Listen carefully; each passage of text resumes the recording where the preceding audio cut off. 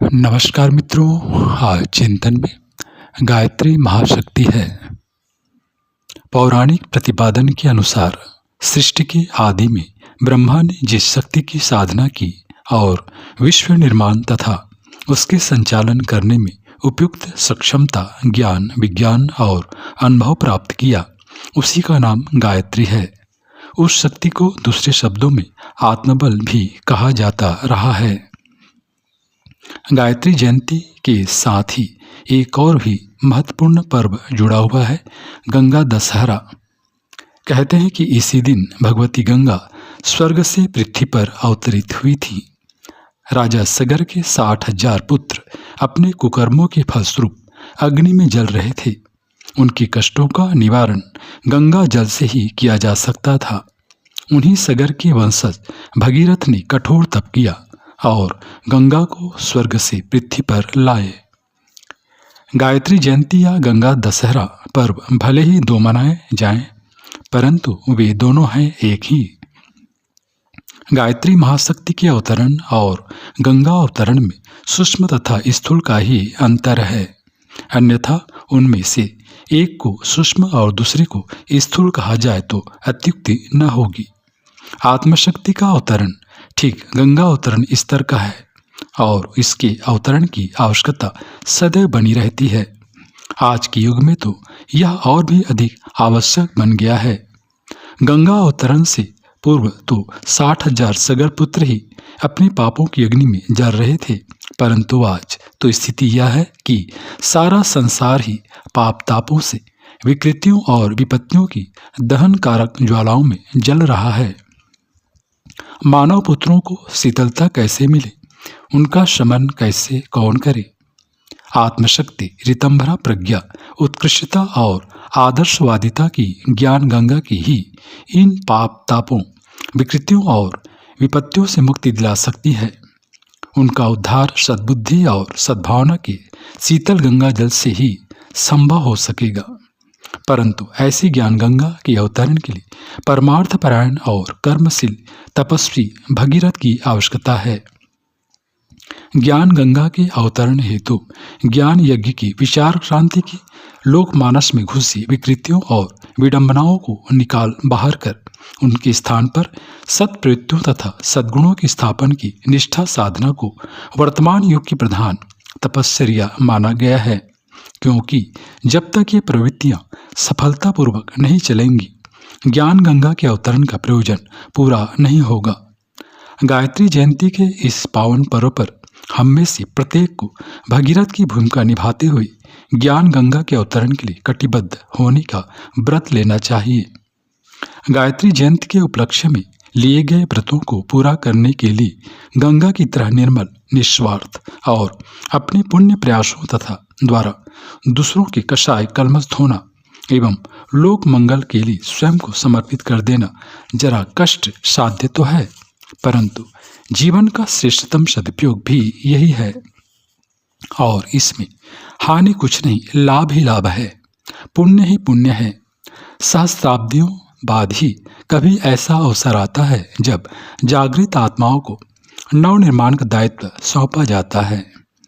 गायत्री जयंती के इस पुण्य अवसर पर अब जबकि अपनी भावनाओं को, भक्ति को, समर्पण को उत्कृष्टता प्रदान करने का स्वर्णिम सुयोग आ ही खड़ा हुआ, तो हम में से प्रत्येक को अपनी भावनात्मक कारीगरी का परीक्षण अथवा उपयोग करना ही चाहिए। विशिष्ट व्यक्तियों को भक्ति पर्व पर आदर्श भक्ति भावना को जगाकर अपने शुष्क अंतःकरण को स्नेह धारा से सिंचित करने से चूकना नहीं चाहिए। सगर पुत्रों का दाह कष्ट गंगा के संसर्ग से ही दूर हो सकता था और इस दुर्भाग्यग्रस्त मानव समाज को भीषण दाह से मुक्ति दिलाने की सामर्थ्य गायत्री महाविद्या में निश्चित रूप से है। इस पर्व पर हर परिजन, हर शाखा संगठन एवं हर शक्तिपीठ, प्रज्ञापीठ को यह प्रयास करना चाहिए कि जन जन के मानस क्षेत्र में गायत्री महाविद्या का अवतरण कराया जा सके। स्मरण रहे कि पर्वायोजनों का प्रमुख उद्देश्य जन चेतना को जागृत करना तथा सही दिशा प्रदान करना है। उसके लिए धार्मिक वातावरण तथा प्रभावशाली शिक्षण आवश्यक है।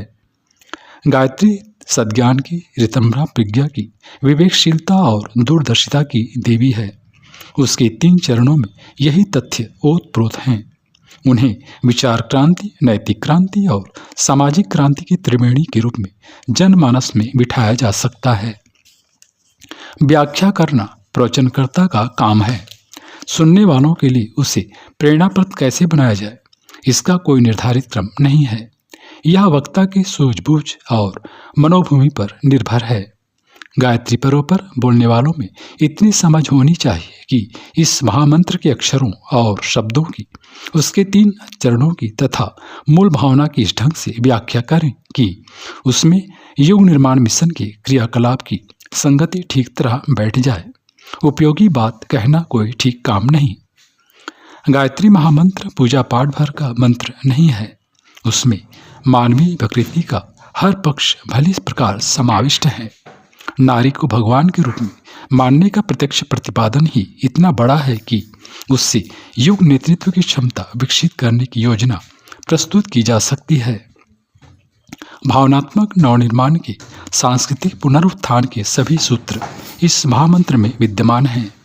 भावनात्मक नवनिर्माण का उद्देश्य लेकर ही अपना महान अभियान चल रहा है।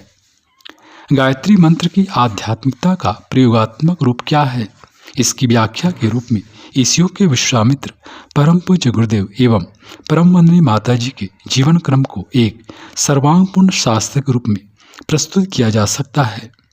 गायत्री उपासना का समग्र स्वरूप क्या है और उसकी सिद्धियां क्या अभी भी संभव हैं, और वह लाभ मिले तो कैसे मिले, इसके लिए उनके समान साधनात्मक जीवन को प्रस्तुत करते हुए अध्यात्म प्रेमियों को उस पथ का अनुकरण करने की प्रेरणा दी जा सकती है। यहाँ एक बात ध्यान रखने योग्य है कि चमत्कार से किसी को कोई मार्गदर्शन नहीं मिलता, इसलिए उनके चमत्कारिक पक्ष का कहीं थोड़ा बहुत संकेत मात्र आवश्यकता अनुसार कर देना आवश्यक है, अन्यथा उनकी साधना पक्ष को ही उभार देना आवश्यक है। अलौकिक पक्ष उभारने से लोग उनके प्रति श्रद्धा तो व्यक्त करते हैं, पर उनका अनुसरण करने की हिम्मत नहीं जुटा पाते। व्यवहारिक पक्ष उभारने से लोग वैसा ही बनने और वैसा ही करने की बात सोचते हैं तथा सही अर्थों में लाभ होने लगता है। अतः जनसाधारण में प्रेरणा भरते समय इन बातों का ध्यान में रखना चाहिए।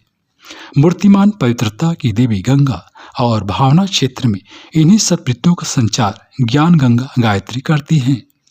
दोनों का परस्पर संबंध समन्वय है।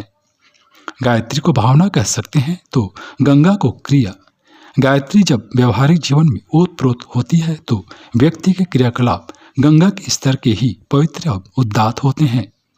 यह तथ्य यदि इस अवतरण पर समझ लिया जाए और समझने तक ही सीमित न रहकर उसे कर्ण कर्म रूप में परिणत किया जाए तो व्यक्ति और समाज दोनों ही धन्य हो सकते हैं और धरती पर स्वर्ग के अवतरण तथा व्यक्ति में देवत्व के उदय का स्वप्न साकार हो सकता है। मित्रों, प्रज्ञा परिजनों के लिए गायत्री जयंती का अधिक महत्व इसलिए भी है।